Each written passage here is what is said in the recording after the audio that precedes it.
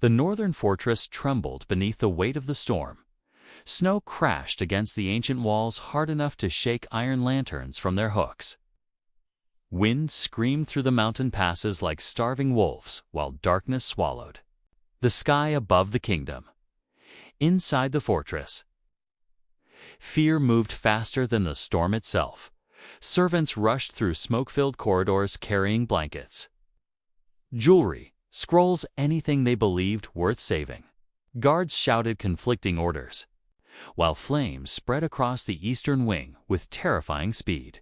And somewhere beyond the smoke, the royal cubs were crying. Their tiny screams barely survived beneath the roar of fire. But once someone finally realized the nursery had been trapped behind collapsing beams, panic exploded through the castle. The heirs are still inside. The words spread like death. Guards froze near the burning hall entrance. Heat slammed into them so violently that several stepped backward immediately. Smoke rolled through the corridor, thick enough to blind anyone foolish enough to enter. No one moved, not even the warriors sworn to die for the royal bloodline, because everyone understood the truth. The nursery was already becoming a tomb. Then another realization spread through the corridor.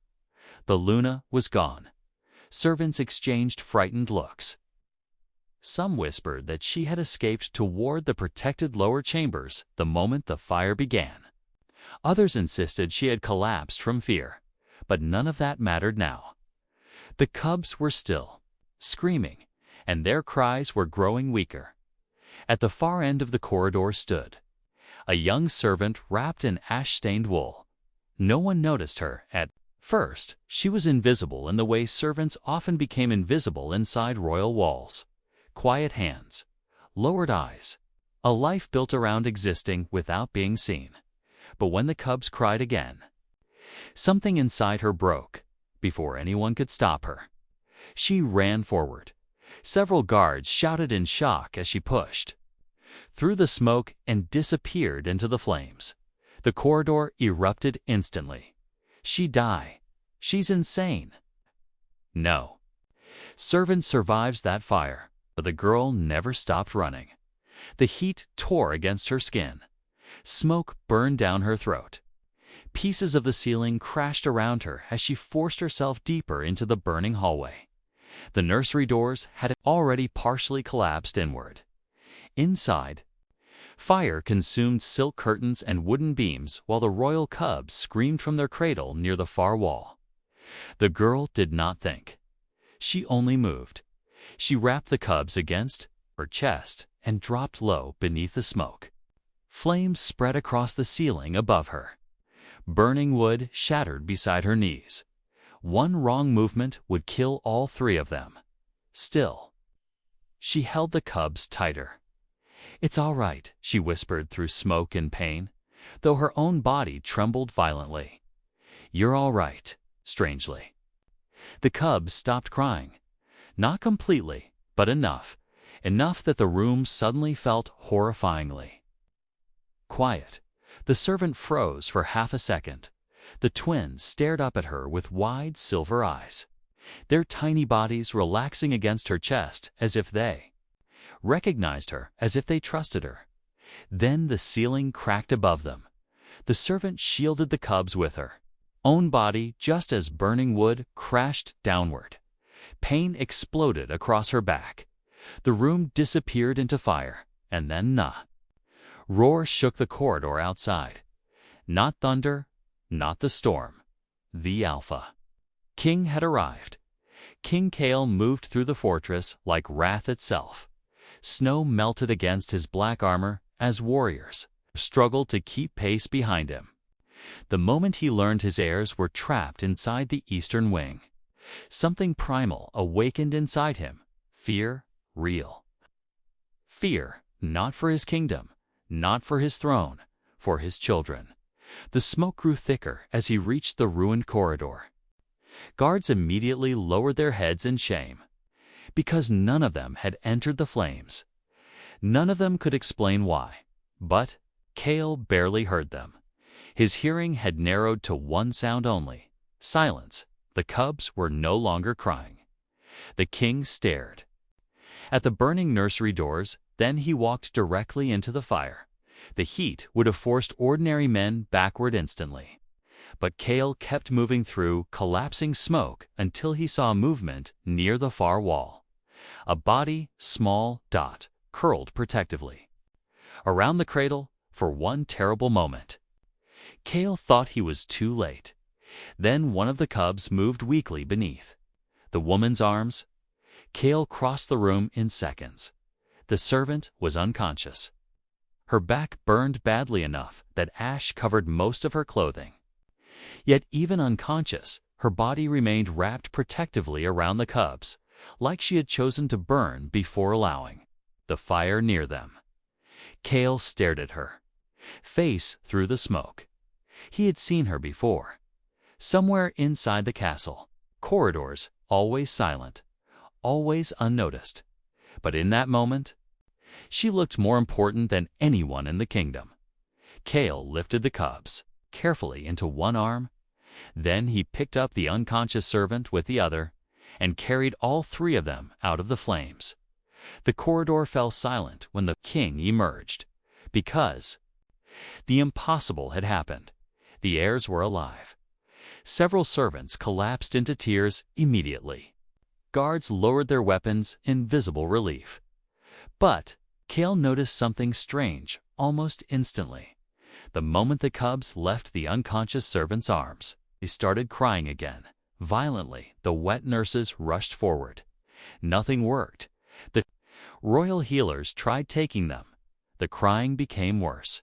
One cub struggled so desperately that his tiny hands reached back toward the unconscious servant lying nearby. Only when Kael carefully lowered the twins beside her again did the crying stop. The entire corridor went still. Even the healers noticed it. The cubs immediately calmed once their small bodies touched the servant's arm. One of the older women crossed herself nervously. Another looked away entirely. Because ancient stories suddenly felt less ancient. Kael said nothing, but his eyes never left the unconscious girl beside his children outside. The storm continued raging against the fortress. Yet inside the corridor, something far more dangerous had already begun by morning. The entire kingdom knew the story, not because the king announced it, because fear spreads faster than truth. Servants whispered that a low-born girl had carried the heirs through fire, untouched by fate itself. Guards swore the cubs refused anyone except her. Others claimed the king personally remained beside her bed throughout the night. Every version sounded more dangerous than the last, and none of them reached the Luna. Kindly Luna Selene stood near the palace window as rumors flooded the fortress. Beneath her chambers, her expression remained calm, perfect cold, but inside, something sharp and ugly had begun growing beneath her ribs. Because she remembered the moment she fled the eastern wing. She remembered hearing the cubs cry behind her, and she remembered choosing herself anyway. Now another woman had become the center of the kingdom overnight, not through beauty, not through status, through sacrifice. Selene hated her immediately. Meanwhile, deep inside the healer's chamber, the servant finally opened her eyes. Pain rushed through her body instantly. Her back burned. Her throat felt shredded raw from smoke. But the first thing she heard were soft breathing sounds beside her. The cubs slept peacefully near her bed. The servant jerked upright in panic. A shadow moved from the corner of the room. King Kael stepped forward slowly. "You're alive," he said quietly. The servant immediately lowered her eyes and tried climbing from the bed despite her injuries. "I apologize." My king. Pain forced her back down instantly. Kael watched her carefully. Most people looked at him with ambition, fear, or calculation. This woman looked terrified simply for existing in the same room. "What is your name?" he asked. She hesitated, as though no king had ever cared enough to ask. "Lyra," she whispered. Kael glanced toward the sleeping cubs again. They would not come for anyone else. Lyra looked confused. "I don't understand." "They did." And somehow, that uncertainty disturbed him more than the fire itself, because the moment he looked at her beside his children, something inside him had shifted. Not desire, not yet. Something deeper, something older, as though fate had quietly opened its eyes inside the burning nursery, and neither of them understood what it wanted. Morning light never fully reached the northern fortress. The storm clouds remained heavy above the mountains, trapping the kingdom beneath a sky of endless gray. Snow gathered along the stone balconies while cold wind whispered through narrow corridors like restless spirits, but inside the royal chambers, something far more unsettling than winter had taken hold. The royal cubs would not stop crying. 3 wet nurses had already failed before sunrise. 2 healers insisted the children suffered emotional shock from the fire. Yet none of their herbs or calming rituals changed anything. The cubs screamed until their tiny faces turned red with exhaustion, clawing weakly against anyone who carried them. Anyone except her. The moment Lyra entered the room, silence fell. Not complete silence, softness. The twins immediately relaxed in her arms as though their bodies finally recognized safety again.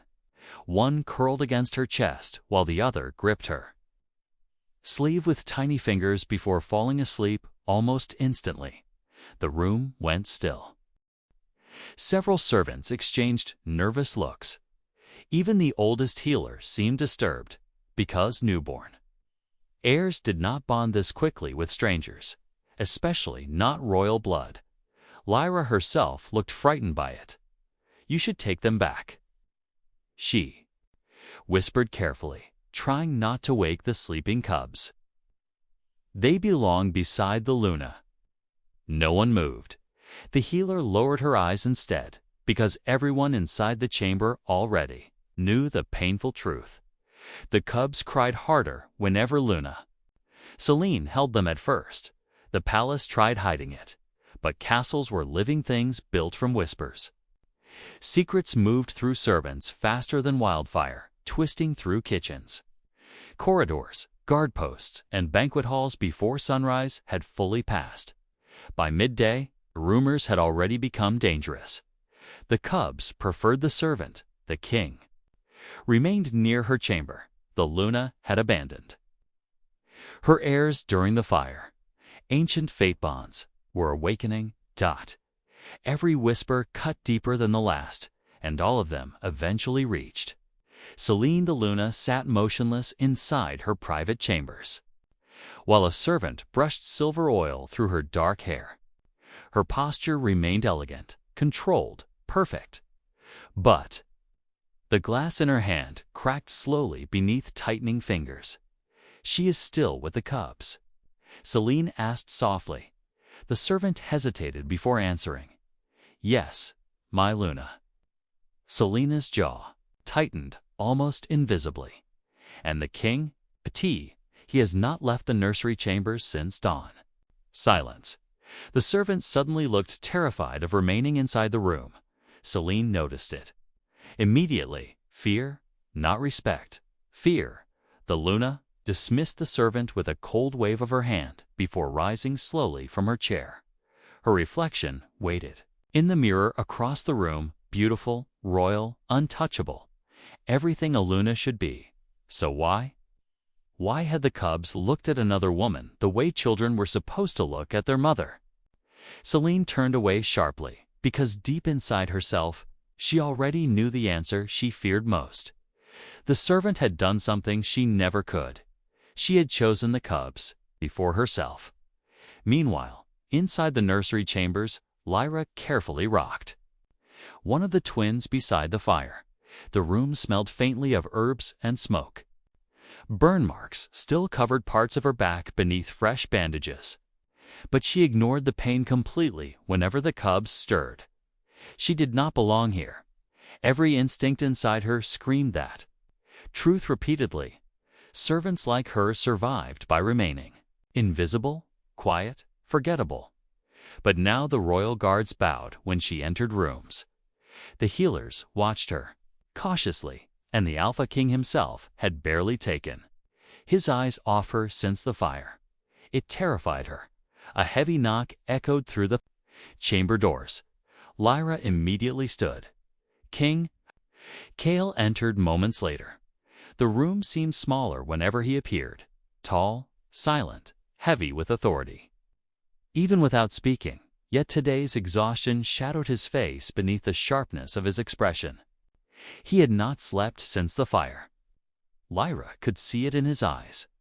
The cub resting in her arms made a soft sound immediately upon seeing him. Kael crossed the room slowly, not toward his child. Toward Lyra's heartbeat stumbled painfully. "You should be resting," he said. "I am well enough to serve." Serve the word bothered him instantly, as though she still believed her only purpose existed beneath others. Kael glanced toward the cub in her arms. "As long as you hold them, they remain calm." Lyra lowered her gaze. "They are frightened after the fire. That is not all this is." The quiet certainty in his voice unsettled her, because part of her feared the same thing. The cub suddenly reached upward toward Kael. The king carefully took his son into his arms. For several seconds, everything remained peaceful.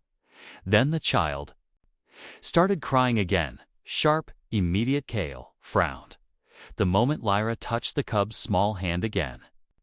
The crying stopped completely. Silence swallowed the room. Neither of them spoke, because neither understood what they had just witnessed. Kael stared at her for a long moment, then finally asked the question that had haunted him all night. "Have you met them before the fire?" Lyra blinked in confusion. Double quotes, "No, my king." "Then why did they respond to you this way?" She had no answer. That frightened her more than the question itself. A low voice interrupted from the doorway.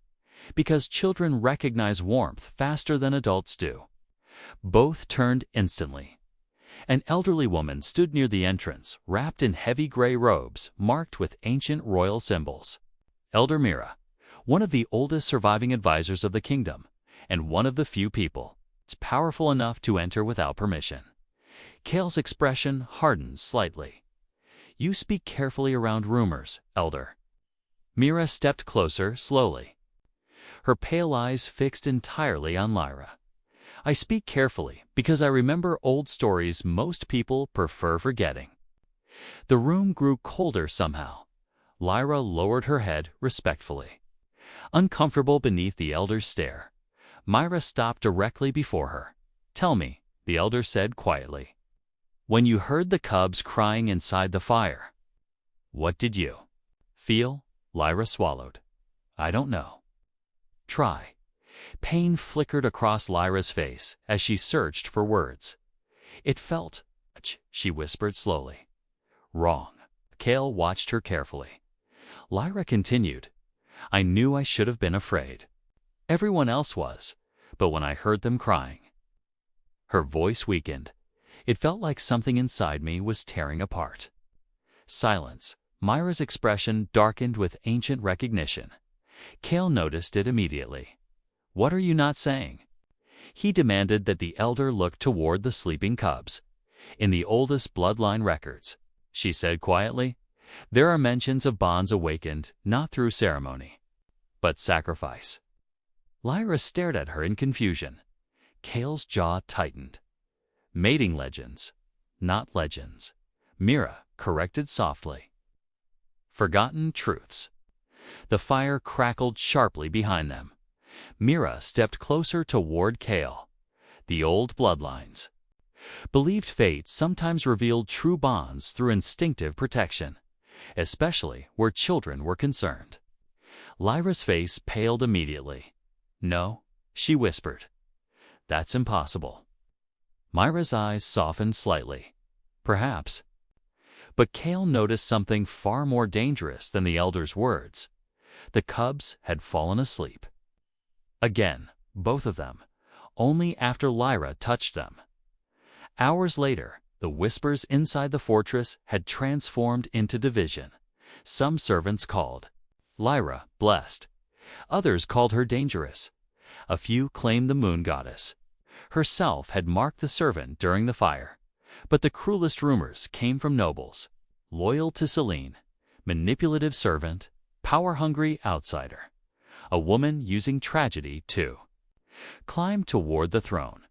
Lyra heard enough of them to stop walking through the central halls entirely by evening. She sat alone near the quiet servant gardens behind the fortress kitchens. Desperate for silence, snow drifted softly across the frozen courtyard.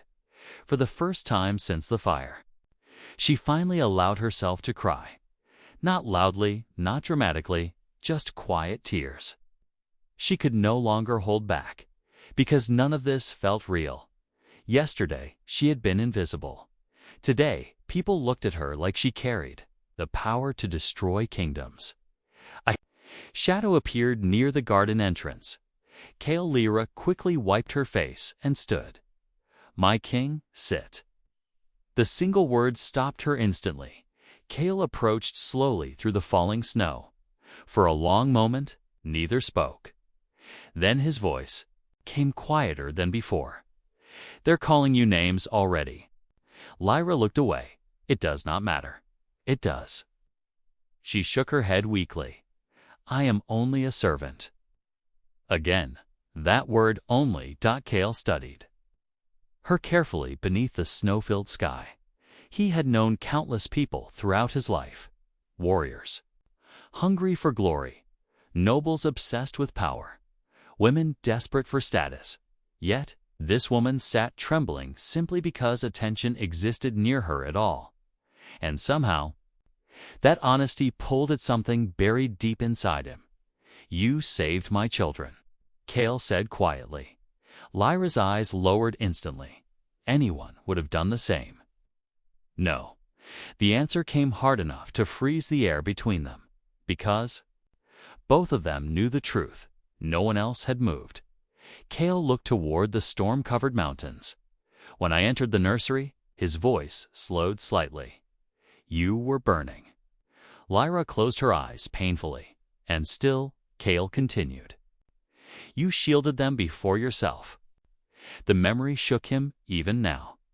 That image, her unconscious body wrapped around his heirs. While the room collapsed around her, Kael had fought wars his entire life. Nothing had affected him the way that moment did. Lyra stood suddenly. "You should not speak this way to me." Kael frowned slightly. "Why?" "Because people are already watching." There it was. The real fear. Not punishment. Not pain. Lyra stepped backward slowly. "I don't want trouble." "For your kingdom?" Kael moved closer without realizing it. "And what do you want for yourself?" The question shattered something inside her instantly, because no one had ever asked. Before Lyra opened her mouth, nothing came out at that exact moment. Screams suddenly echoed from inside the fortress. Both turned immediately. A servant came running into the courtyard, breathless with panic. "The cubs?" she cried. "They won't stop screaming again." Lyra's entire body reacted before thought could catch up. She ran. Kael followed. Close behind, by the time they reached the nursery chambers, chaos had already erupted again. Healers surrounded the twins while the children cried so violently there. Tiny bodies shook. Then Lyra entered the room. Instantly, the cubs reached toward her. The crying stopped. Every person inside the chamber went silent. And this time, even Kael could no longer deny what he was seeing. Something impossible was happening. Inside his kingdom, and somewhere deep beneath fear, a dangerous hope had begun awakening inside him. The northern kingdom no longer whispered quietly. Now, it watched. Every corridor inside the fortress carried the same dangerous tension. Servants lowered their voices when Lyra passed. Nobles stopped conversations entirely whenever the Alpha King entered a room beside her. Even the guards had begun exchanging uncertain looks. Whenever the royal cubs reached for the servant before anyone else, the fortress had become a living wound, and everyone could feel it. Spreading. 3 weeks passed after the fire. 3 weeks of rumors. 3 weeks of stolen glances and political unease.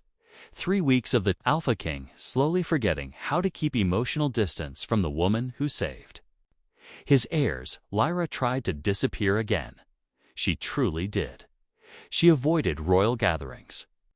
She kept her eyes lowered during meals. She only entered the nursery when summoned directly for the cubs. Every action became smaller, quieter, more careful. But the harder she tried becoming invisible, the more impossible it became, because the cubs loved her openly. Now, not politely, not temporarily, deeply, the twins had started sleeping only after hearing her voice. They calmed the moment she touched them. One of them even cried until carried from the Luna's chambers directly into Lyra's arms before immediately falling asleep against her chest. Too many people witnessed it. Too many nobles spoke about it afterward, and each whisper sharpened the tension between the king and Luna. Further, Selene stood near the nursery doorway one evening, watching silently while Lyra rocked the cubs beside the fire. The servants around the room kept their heads lowered nervously. No. One missed the bitterness hiding behind the Luna's calm expression. The cubs had refused her again. Again, Selene had carried them herself, fed them herself, tried soothing them for nearly an hour while they screamed in distress. Yet, the moment Lyra entered the room, everything softened. Now the twins rested peacefully against the servant's chest, while the room remained wrapped in quiet warmth. Selene hated the sight, enough to feel physically ill, because it looked natural. That was the cruelest part. The children belonged there. Even the servants could feel it. Lyra finally noticed the Luna standing nearby and immediately rose to her feet. My Luna. Selene approached slowly. Beautiful, cold, controlled, but her eyes carried something broken beneath the surface now. Leave us, Selene ordered quietly. The servants scattered instantly. Lyra carefully moved toward the cradle to return the cubs. But one of them tightened tiny fingers around her. Dress, Selene noticed. Of course, she noticed. Her expression barely changed. But the silence inside the room turned suffocating. You enjoyed this attention? Selene said softly. Lyra's eyes widened. Immediately, no. You expect me to believe that? I never wanted any of this. Selene laughed. Once, small, sharp. That may be the only truthful thing you have said. Lyra lowered her gaze. The Luna stepped closer until only the cradles separated them. Do you know what people are calling you now? Lyra remained silent. Selena's voice grew colder. They call you the cub's real mother. Pain crossed Lyra's face instantly. My Luna, I would never. You already have. The words struck harder than shouting. Selene stared at the sleeping twins. For years, this kingdom watched me carefully. Every movement, every smile, every weakness. Her voice tightened slightly. Do you know how exhausting it is to become perfect simply to survive royal life? Lyra said nothing, because, for the first time, the Luna did not sound cruel. She sounded tired. Selene finally looked at her again. And then you arrived. Her voice lowered almost painfully. You risk your life once, and suddenly everyone looks at you with warmth they never offered me. The honesty inside those words unsettled Lyra deeply, because beneath the pride and anger, Selene sounded hurt, not evil, just deeply alone. Before Lyra could answer, the nursery doors opened sharply. King Kael entered. The atmosphere changed immediately. Selene stepped back instinctively, while Kael's eyes found Lyra first without conscious. Thought the Luna noticed that too, and something inside her quietly shattered. Kael approached the cradle slowly. "The council is demanding answers," he said heavily. Selene's expression hardened again. About the servant. About everything. Political pressure had been building for days. Neighboring territories already sensed instability inside the northern throne. Nobles questioned why a servant remained constantly near the royal heirs. Some openly accused Kael of emotionally humiliating his Luna before the entire kingdom. And worse, the people had started choosing sides. Common citizens admired Lyra because her sacrifice felt real, human, honest, but the noble houses viewed her existence as dangerous. A servant close to the throne threatened centuries of bloodline tradition. Kael knew all of this, yet every time he tried distancing Lyra from the cubs, the children suffered, and so did he. That realization disturbed him most, because somewhere during these past weeks, it stopped looking for excuses to remain near her. Now he simply did it naturally. Later that night, Kael stood alone inside the royal archives beneath the fortress. Ancient scrolls surrounded him in endless rows, while candlelight flickered across stone walls older than the kingdom itself. Elder Myra approached quietly behind him. "You came searching for answers again." Kael did not turn. "The council believes the kingdom is becoming unstable." Perhaps it already was. Kael exhaled slowly. The cubs respond to her as though she belongs to them. Mira stepped beside him carefully. "And what troubles you more?" she asked quietly. "The cubs' attachment, or your own?" Kael finally looked at her. The elder's gaze remained calm, knowing that irritated him. "I am their king. Yes, my duty is the throne. Yes." And yet, Myra continued softly, "You stand here at midnight, searching ancient bond records because a servant risks her life for your children, and suddenly your kingdom no longer feels complete without her." Silence. Kael hated how accurately she spoke. Myra moved toward one of the older shelves before carefully removing a weathered scroll. The old bloodlines believed true bonds revealed themselves through instinct.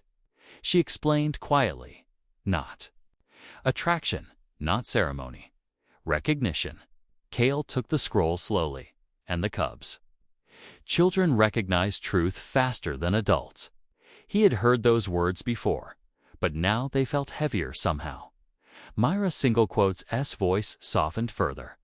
"The fire may not have created the connection." She paused. "It may only have revealed it." Kael stared at the ancient markings without speaking, because part of him already feared the same thing. Meanwhile, across the fortress, Lyra packed her belongings quietly. A small cloth bag, 2 dresses, 1 old necklace from childhood. That was all she owned. The decision had taken days to make, but she could no longer ignore reality.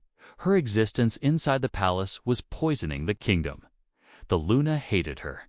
The nobles despised her. And worst of all, the king was changing because of her.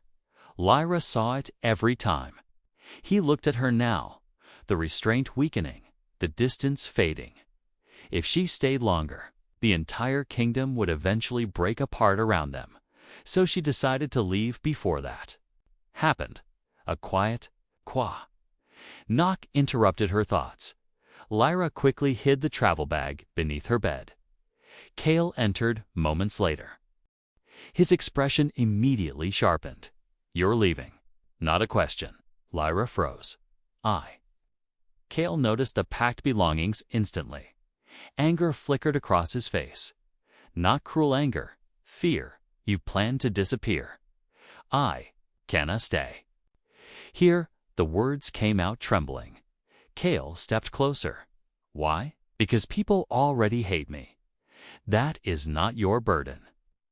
It becomes my burden when your kingdom suffers for it." Kael stared at her intensely. For several long seconds, silence filled the room. Then he asked quietly, "And what about what I want?" The question stole her breath, because the answer hiding beneath. His voice terrified both of them. Lyra stepped backward. "You should not say such things, but I am." His control was slipping now, slowly, dangerously. Kael moved closer again. "You? Run every time I look at you, because you are my king. And you saved my children when no one else moved." Emotion cracked through his voice unexpectedly. "I cannot forget that, Lyra." Her eyes filled instantly because no one had ever spoken her name. Like it mattered before, Kael stopped only inches away now. "You think I do not see what this kingdom is doing to you?" He asked quietly. "The whispers? The fear? The blame?" Lyra looked down. "I never wanted your attention." "I know." That answer hurt him more than it should have. Because it was true, she wanted nothing from him. Nothing except safety for the cubs. And somehow that honesty had become impossible for him. To resist, suddenly the chamber doors burst open. A royal guard entered breathlessly. "My king, the council demands your presence immediately." Kael's expression darkened. "What happened?" "The southern nobles have arrived." The room turned still, because everyone understood the meaning. Instantly, political intervention. The neighboring territories had finally decided the northern stable enough to interfere. Kael looked toward Lyra again, and for the first time, he realized this situation was no longer confined to palace whispers. Now the entire kingdom stood at the edge of collapse. Hours later, the royal court filled with tension thick enough to suffocate. Nobles lined both sides of the great hall, while storm winds rattled the massive windows overhead. At the center of the chamber stood Lyra. Alone, the southern nobles had demanded to see the servant, destroying the royal household with their own eyes. Humiliation spread through the room. Like poison, several nobles openly stared at her with disgust, others with fascination. Selene sat beside the throne in rigid silence while Kael remained standing nearby. Expression carved from stone. One southern lord stepped forward. "This woman has destabilized the northern throne," he announced coldly. "The kingdom speaks of her more than its Luna." Lyra lowered her eyes painfully. Another noble added, "Sharply, Your Majesty, allowing a servant such closeness to the heirs insults royal tradition." Whispers spread instantly. Kael's hands tightened behind his back. The accusations continued. Manipulation, disgrace, threat to the throne. Each word struck Lyra harder until she finally whispered, "I never asked for this." But no one cared. The southern lord pointed toward her harshly, "Then remove her." Silence crashed through the hall. Every eye shifted toward Kael. The moment stretched endlessly. Then, no. The single word echoed through the chamber like thunder. Shock spread instantly. Kael stepped forward slowly, his voice deadly calm now. "She risked her life for my heirs, while others abandoned them." No one moved. Kael's eyes swept across the nobles coldly. "You speak of tradition." His expression darkened. "Yet none of you stood inside that burning nursery." The room fell silent, because he was right. Kael moved beside Lyra, close enough for everyone to see. "And if any person inside this hall believes protecting my children dishonors the throne," his voice turned lethal, "then they may question their place in this kingdom instead." Gasps spread across the court. Selene closed her eyes slowly, because in that moment, everything changed. The Alpha King had chosen a side publicly, and there was no returning from it now. Silence became dangerous after the royal court meeting, not peaceful silence, the kind that exists before kingdoms collapse. the moment Alpha King Kael defended Lyra before the nobles. The balance inside the northern fortress shattered completely. No one spoke openly against the king afterward, but the atmosphere changed overnight. Servants whispered more carefully now. Guards watched corridors with nervous eyes, and every noble house inside the kingdom began preparing for war that had not officially started yet, because everyone understood the truth. The king had publicly protected another woman over his own, Luna, even if he never spoke the words aloud. The meaning was impossible to hide anymore. Lyra felt the change immediately. The fortress no longer looked at her with simple curiosity. Now people looked at her like a storm, something capable of destroying everything around it. The worst part was that they were not entirely wrong. For days after the court confrontation, she barely left the nursery chambers. She cared for the cubs quietly, avoiding servants whenever possible, while guilt slowly hollowed her from the inside. Because every time she looked at the twins, she remembered what the kingdom was becoming because of her. The cubs remained happiest in her presence. That had not changed. If anything, the bond only deepened. The twins laughed more around her now, slept longer against her chest, reached for her instinctively whenever frightened. And Kael noticed every moment. That frightened her most of all. The Alpha King had stopped hiding his attention completely. Not intentionally, he simply no longer realized. When his eyes searched for her first inside crowded rooms, or when his expression softened near the cubs while she held them, even the servants noticed it now, especially. Selene the Luna had become quieter since the court gathering. Not calmer, quieter, like someone standing beneath frozen water, unable to scream properly anymore. She spent longer hours alone inside her chambers. Her royal appearances became colder and more mechanical. Every smile looked practiced, every movement carefully controlled, but beneath the perfection. Something inside her was collapsing. One evening, Selene stood alone inside the abandoned eastern wing where the fire had begun weeks earlier. The burned corridors still smelled faintly of ash. Blackened walls surrounded her like ghosts. This was where everything changed. Not when the cubs were born, not when the rumors spread. Here, the moment she ran, Selene closed her eyes painfully. She remembered hearing the cubs crying behind the smoke. She remembered stopping for one terrible second near the corridor entrance, and she remembered choosing fear over them at the time. She told herself survival mattered more, that guards would rescue the heirs moments later. But no one came. Only the servant. Only Lyra.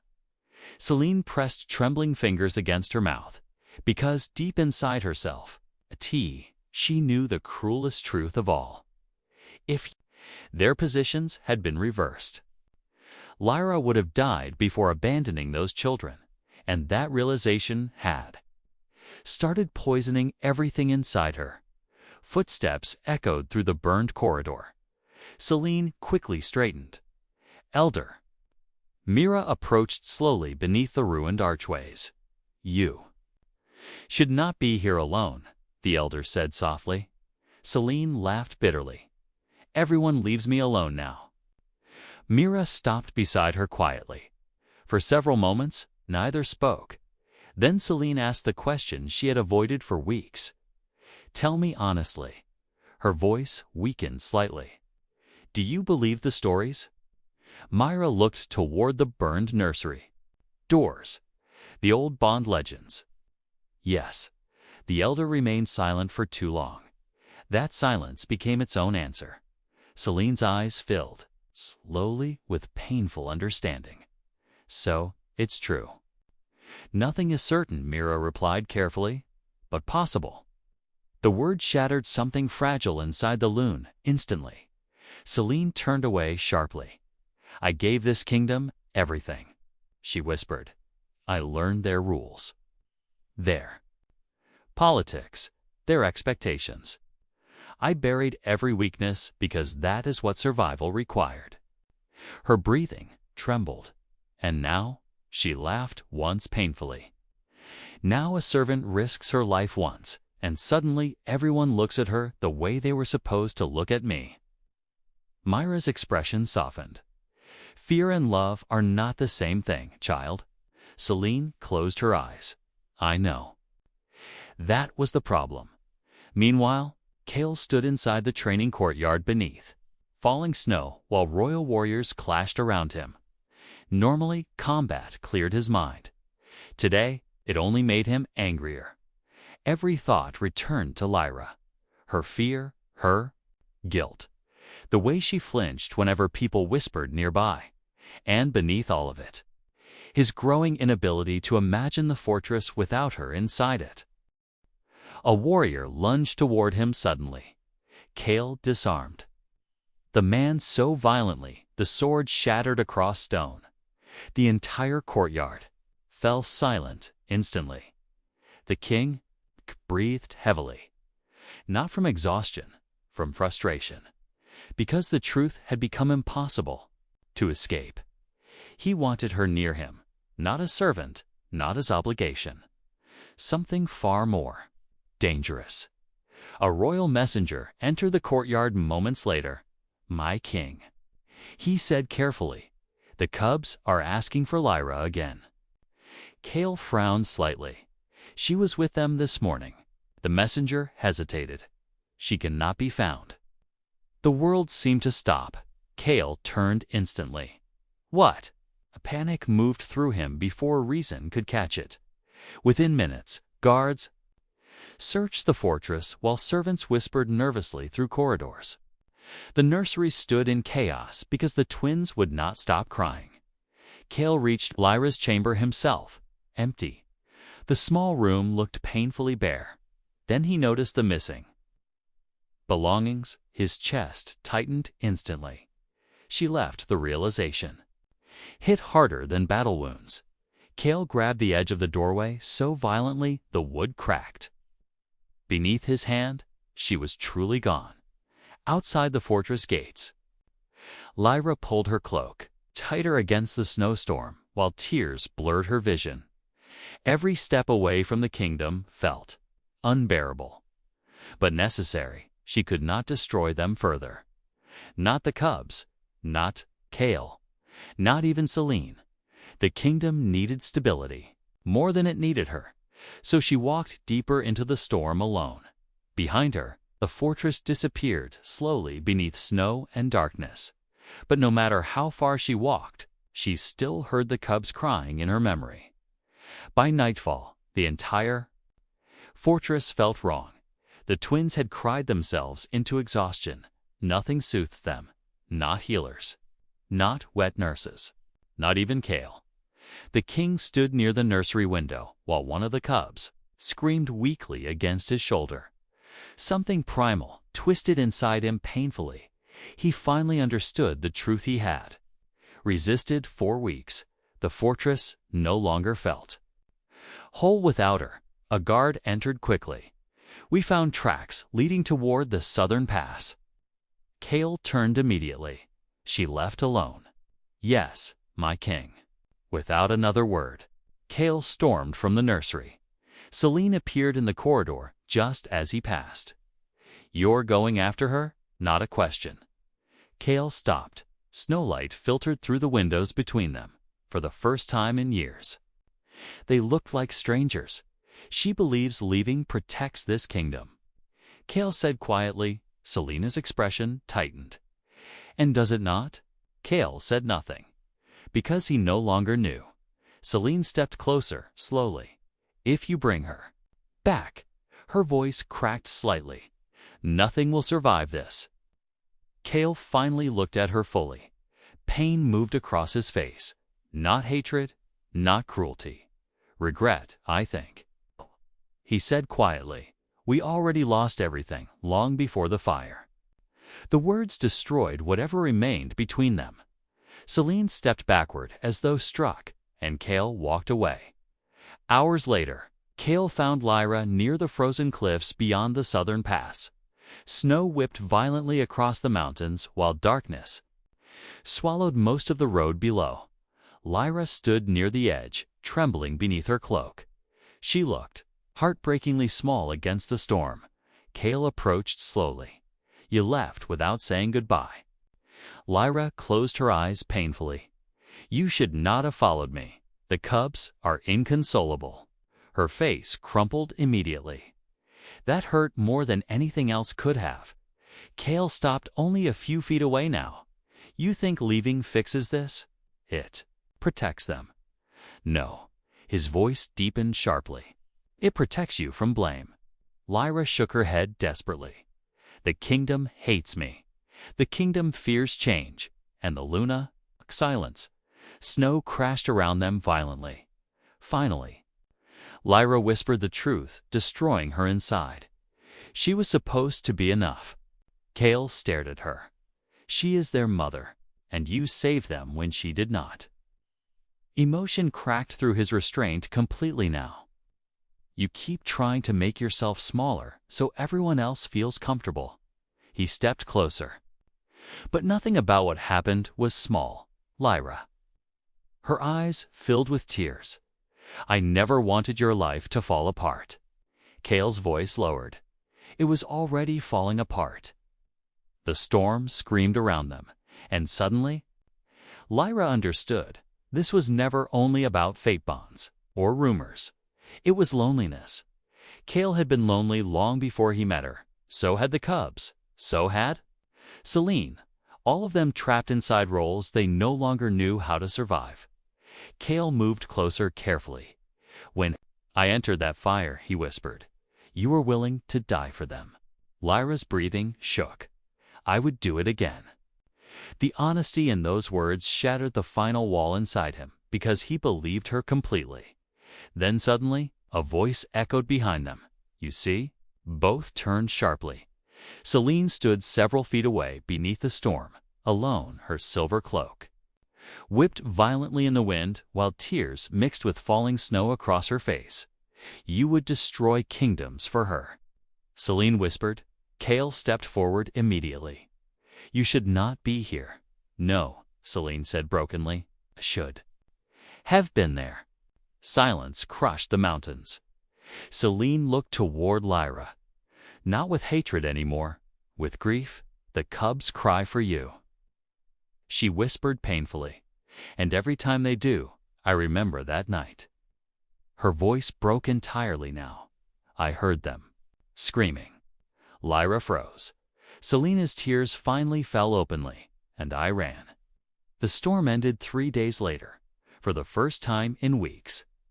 Sunlight touched the northern fortress again. Snow covered the mountain cliffs in silver, while frozen banners moved gently in the cold wind above the kingdom walls. From a distance, the fortress looked peaceful once more. But inside, nothing remained the same. The truth had finally been spoken. Aloud, not by servants, not by nobles, by the Luna herself. She ran. Those 2 words spread through the kingdom faster than the fire ever had. Some reacted with shock, others with pity, and many with silence. Because once the illusion of perfection shattered, people no longer knew what to believe about the royal family. Selene disappeared from public view after returning from the southern cliffs. She locked herself inside the western chambers and refused audiences. Celebrations, even council meetings, no one forced her out. Not even Kael. The Alpha King understood. Something now that he had failed to understand for years. Selene had not been born cold. The throne made her that way. Years of pressure, politics, fear, endless expectations. Every weakness punished. Every emotion monitored. Eventually, she stopped being a woman. Entirely, she became survival wearing a crown. And somewhere along the way, she forgot how to love without fear. But despite everything, the cubs still needed peace, and Lyra still blamed herself for all of it. That became the final battle inside her heart. The morning after the confrontation at the cliffs, Lyra stood quietly inside the nursery while pale sunlight spilled across the floor beside the cradle. The twins slept peacefully nearby. For the first time in days, their breathing sounded calm again, because she returned the moment Kael brought her back to the fortress. The cubs had stopped crying almost instantly. One of them had reached toward her even while half asleep, curling tiny fingers around hers as though terrified she might disappear again. The memory still hurt, because part of Lyra realized she no longer knew how to leave them behind. That frightened her deeply. A soft knock interrupted the silence. Kael entered slowly. No royal armor today, no crown.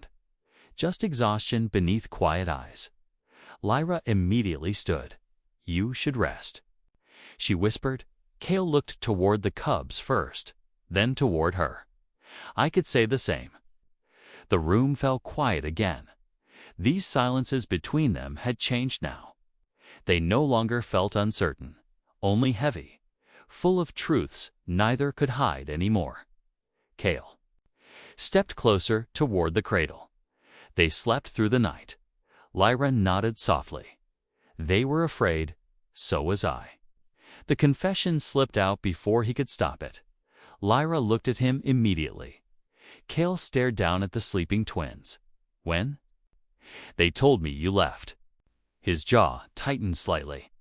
I understood how quickly everything inside this fortress could become empty again. Emotion moved painfully through her chest. "You should not speak this way to me." "Why?" "Because people already believe. I am destroying your kingdom." Kael finally looked at her fully. "And what if they are wrong?" The question lingered between them. Lyra turned away. First, because part of her feared hearing the answer. Kael watched her carefully. Even now, after everything, she still looked prepared to disappear if he reached for her too quickly. As though love itself felt dangerous, maybe. It was but he no longer cared. The king stepped closer slowly. "You keep carrying guilt that belongs to everyone except you." Lyra's eyes lowered. The Luna lost everything. Kael's expression darkened with quiet sadness. "No," he said softly. Selene lost herself long before this began. Hours later, the royal council gathered again inside the great hall. But this meeting felt different. The tension remained, yet fear had replaced arrogance among the nobles now. Too many truths had surfaced. Too many people understood the kingdom stood on the edge of permanent fracture. Kael sat upon the throne. In silence, while advisors argued below him, the neighboring territories are watching closely. If instability continues, southern alliances may collapse. The people are divided. And the servant? One noble finally asked carefully. Silence spread instantly. Kael's gaze lifted slowly. "What about her?" The older noble hesitated. "With respect, my king, the kingdom needs clarity." Clarity, such a simple word for something capable of destroying lives. The council waited. Kael understood exactly what they truly meant. Choose the Luna, or the servant. Duty. Or truth-taught tradition, or the woman his cubs already. Viewed as family, Kael slowly rose from the throne. The entire hall quieted immediately. For years, he began calmly. This kingdom praised loyalty while rewarding fear. No one moved. Kael descended the throne steps slowly. When the eastern wing burned, warriors hesitated. Nobles fled. Tradition protected no one. His voice hardened. One person entered the fire. The court lowered its gaze, because no argument existed against that truth. Kael continued walking until he stood directly before the council. She did not ask for status. She did not seek power. She expected nothing. His expression darkened slightly. Yet, she protected my heirs when every title inside this kingdom failed them. The silence became suffocating. Then Kael spoke the words that changed the Northern Kingdom forever. "I will not punish devotion simply because it came from someone without a crown." Shock rippled across the hall. Several nobles exchanged horrified looks immediately, but Kael was not finished. From this day forward, he declared, Lyra remains under royal protection. Any insult against her shall be treated as insult against the throne itself. Gasps spread openly now. Political disaster, scandal, rebellion, everyone inside the chamber understood the consequences instantly. But Kael no longer looked uncertain. For the first time in years, the Alpha King looked free. Meanwhile, deep inside the western chambers, Selene listened quietly as distant bells echoed through the fortress announcing the royal decree. Her face remained motionless, but her hands trembled slightly in her lap. One of her attendants stood nearby nervously. "My Luna." Selene raised a hand softly. "No titles today." The servant fell silent immediately. Selene moved toward the window overlooking the snowy kingdom below. People would hate her now. Perhaps they already did. But strangely, the thought no longer hurt as much as before. Because, after the cliffs, after the confession, after finally speaking the truth aloud, she felt tired of pretending. For years, she fought desperately to become the perfect Luna, beautiful enough, strong enough, untouchable enough. And in doing so, she became emotionally unreachable, even to herself. Selene closed her eyes slowly. The cubs deserved warmth, not perfection. That realization hurt more than losing the throne itself. A quiet knock interrupted her. Thought Selene turned carefully. Lyra stood at the doorway. The room went still instantly. Neither woman spoke for several long seconds, then Lyra lowered her gaze. "I came to apologize."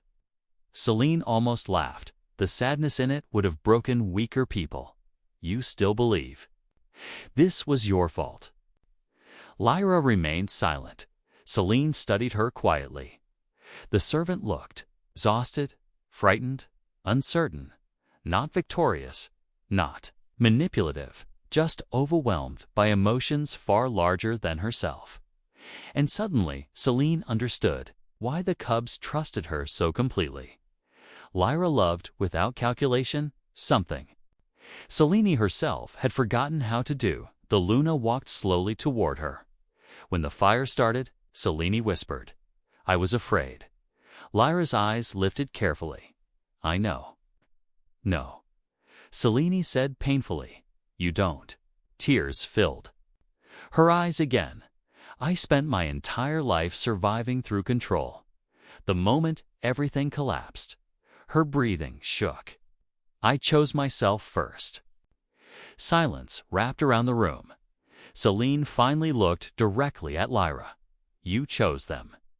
The truth hung between them like something sacred and terrible. Then, unexpectedly, Selene stepped aside from the doorway. Not surrender, acceptance, and for the first time since the fire, the hatred between them disappeared days later. The Northern Kingdom gathered beneath the great courtyard for the winter renewal ceremony. Snow covered the fortress walls while thousands watched from below. Rumors had spread endlessly about what the Alpha King planned to announce.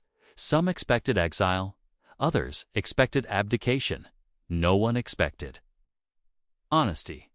Kael stood before the kingdom with the cubs in his arms, while cold wind moved through the crowd. Lyra remained several steps behind him, visibly uncomfortable beneath so many eyes.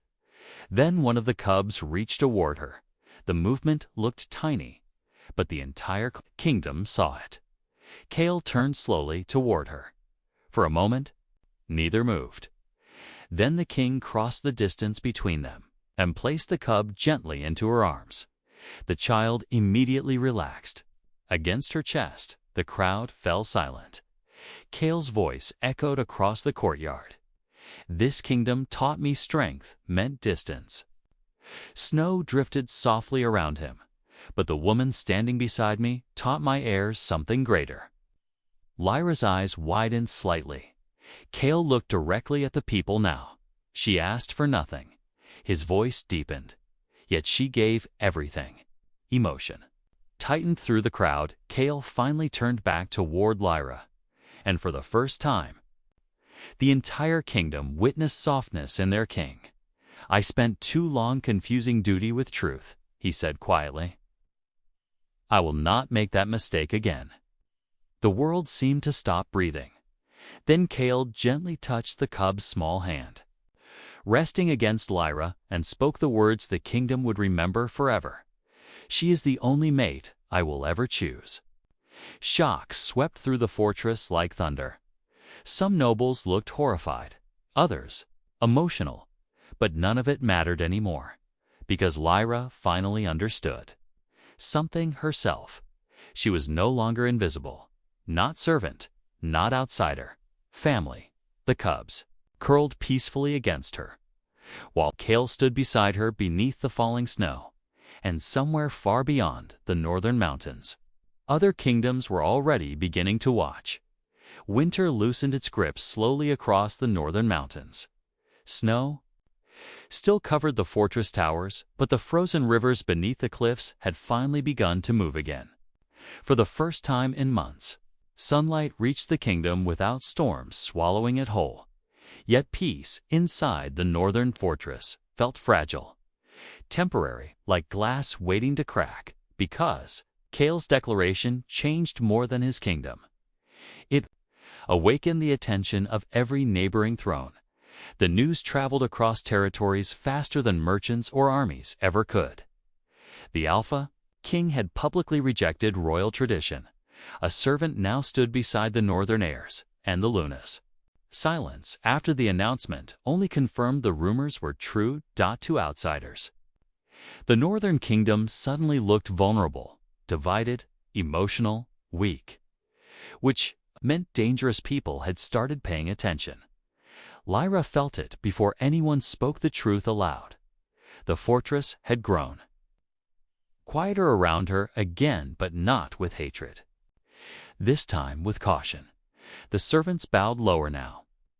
Guards watched her with protective awareness.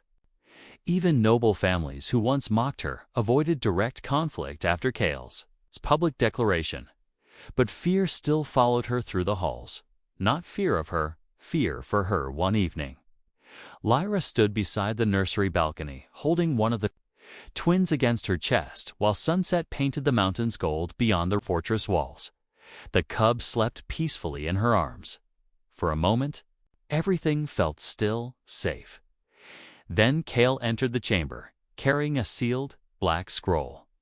Lyra noticed his expression immediately. Something was wrong. The southern territories sent another message. She asked quietly. Kael stopped beside her. Worry darkened his face beneath exhaustion. Not southern. Lyra looked up. Kael handed her the scroll carefully. The royal seal pressed into black. Wax did not belong to the northern kingdom. It belonged to the Eastern Empire, one of the oldest and most feared bloodlines beyond the mountains. Lyra's heartbeat slowed painfully. Why would they contact us? Kael's jaw tightened. They are requesting confirmation. Of what? His eyes moved toward the sleeping cub. Of you. Cold silence filled the room. Lyra stared at him in confusion. Kael stepped toward the balcony slowly. The Eastern Empire preserves ancient bond records older than any kingdom remaining in the north. His voice lowered, and according to their message, they believe your connection to the cubs matches forgotten bloodline prophecies. Fear moved through her instantly. No. Kael finally looked at her again. They believe you may carry a royal bond mark that disappeared generations ago. The words barely felt real. Lyra shook her head immediately. I'm nobody. You stopped being nobody the moment you entered that fire. Emotion tightened painfully inside her chest. She never wanted this. Not crowns, not prophecies, not kingdoms watching her like something valuable. She only wanted the cubs, safe. Kael noticed the fear spreading across her face and stepped closer. You are not facing this alone.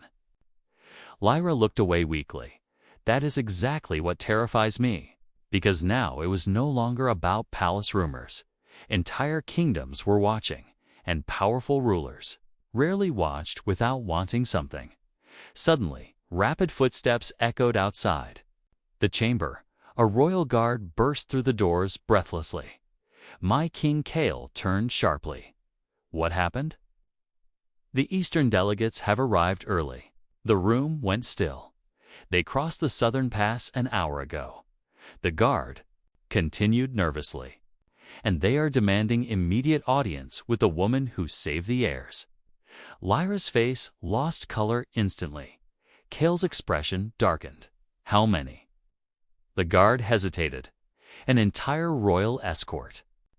Silence crashed through the nursery because everyone understood what that meant. This was not curiosity anymore. It was pursuit outside the fortress windows.